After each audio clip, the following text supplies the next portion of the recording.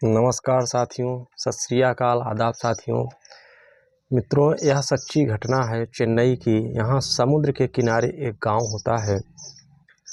दरअसल उस गांव का नाम घाटमपुर है। यह गांव समुद्र के किनारे लगता है। 2022 का वाकया है।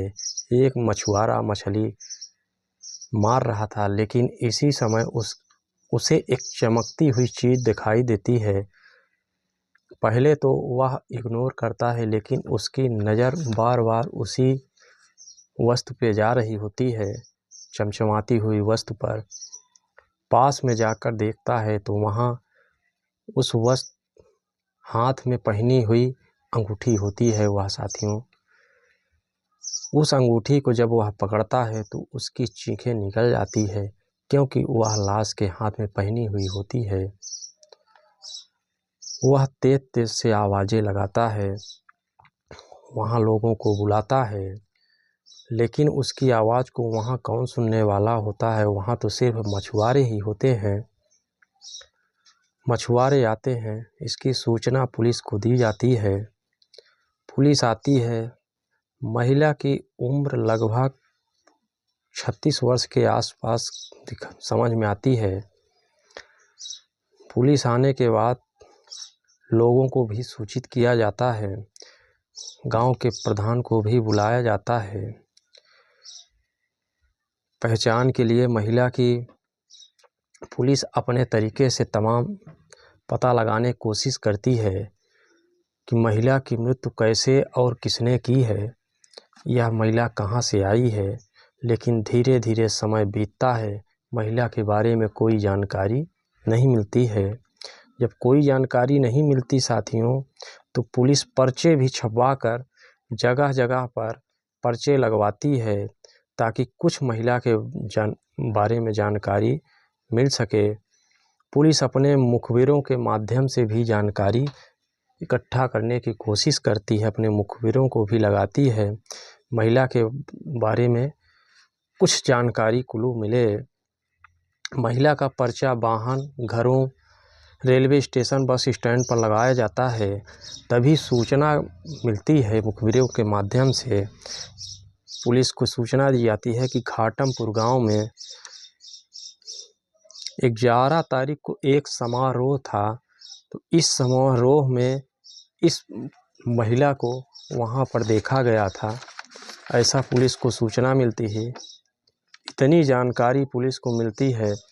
आखिरकार पुलिस ने 11 मार्च के आसपास की कॉल डिटेल इस नेटवर्क से निकालती है कि कितने नए लोग ऐसे हैं यहाँ थे।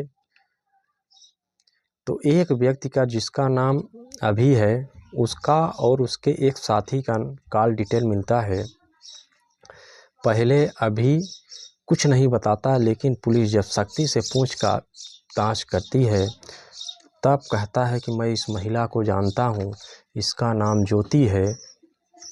उस महिला की शादी होती है 2007 में, लेकिन कुछ दिन बाद ज्योति का अपने पति से तलाक हो जाता है। वो अपने पति से ऊब सी जाती है और दोनों का तलाक हो जाता है। उसकी एक बेटी है। उसके बाद वक्त बीतता रहता है। साल 2015 में वह पुनः शादी करती है, जिसका नाम शैलेंद्र होता है। शैलेंद्र के साथ अपनी बेटी को लेकर अच्छे से रह रही थी। सब कुछ उसका ठीक ठाक चल रहा था साथियों, लाइफ अच्छी चल रही थी। पति उसका कमा रहा था, पैसे भी आ रहे थे। लेकिन सब कुछ ठीक होने पर लगभग दिसंबर 22 में उसकी एक व्यक्ति पर नज़र पड़ती है, जो पेंटिंग बहुत अच्छी बनाता था। ज्योति की उस व्यक्ति से बातचीत का सिलसिला शुरू होता जाता है मित्रों, और ज्योति उस व्यक्ति से प्यार करने लगती है। जब यह बात शैलेंद्र को पता चलती है, तो वह इसका विरोध भी करता है, क्योंकि उसकी पत्नी है ज्योति। लेकिन ज्योति उसकी एक नहीं सुनती है। ज्योति कहती है कि मेरी मर्जी है, मैं जहाँ चाहूँ तहाँ रहूँ, जैसी इच्छा होगी वो करूँगा। पेंटर का नाम शिवेंद्र होता है। शिवेंद्र और ज्योति जो है, आपस में मिलते जुलते हैं। एक दिन ज्योति की बेटी शिवेन को पेंटिंग बनाते हुए देख लेती है तो वह उस पेंटिंग और उस पेंटर बनाने वाले पर फिदा सी हो जाती है। उससे वह प्यार का इजहार कर देती है।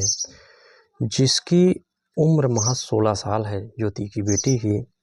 शिवेन की उम्र लगभग 33 साल के आसपास है। अब वह दिन में उस लड़की से प्यार किया करता था, उससे संबंध बनाता था। रात को उसे जब टाइम मिलता तो घर पर आ जाता। ज्योति से भी वह अनैतिक संबंध बनाता था। लड़की को जब यह बात मालूम पड़ती है तो वह बहुत गुस्सा होती है। वह कहती है, तुम्हें हम में से किसी एक को चुनना होगा। शिवेन लड़की को चुनता है जिसकी उम्र लगभग 16 साल है। तभी ये एक प्लान बनाते हैं मित्रों। 11 मार्च 2022 को उस गांव में समारोह है, वहां एकत्रित होते हैं। बेटी माँ से कहती है, माँ हमें समुद्र देखना है, चलो घूमते हैं। माँ भी तैयार हो जाती है कि चलो बेटी को समुद्र घुमाते हैं। उसका एक दोस्त भी होता है।